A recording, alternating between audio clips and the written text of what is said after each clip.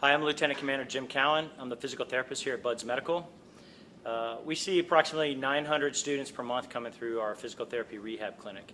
And so what we've hoped to put together was 4 or 5 short videos on some of the key training tips that you can take away to keep you out of our clinic and keep you healthy before you come to Buds. The things we're going to put out in these videos are based on approximately 20,000 students that have come through our clinic in the last 2 years. So I keep finding myself telling students the same things over and over. If you had just worked on these few other issues, that you probably would have never been injured in my clinic, but they didn't. So we're hoping to put out some good gouge on some of the best training tips before you come here to Buds. First thing we'll talk about is nutrition.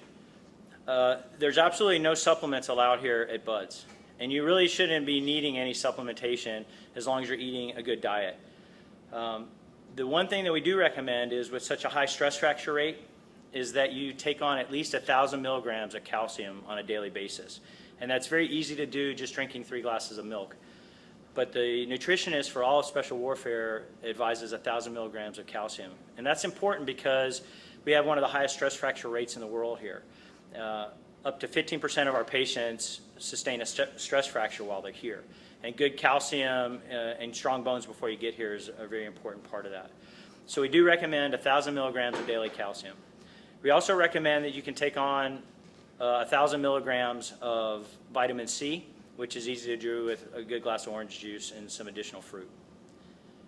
It's also very important to hydrate, because dehydration can lead a lot to fatigue, and especially here in California with the heat, we make sure that some good hydration habits right now is very important.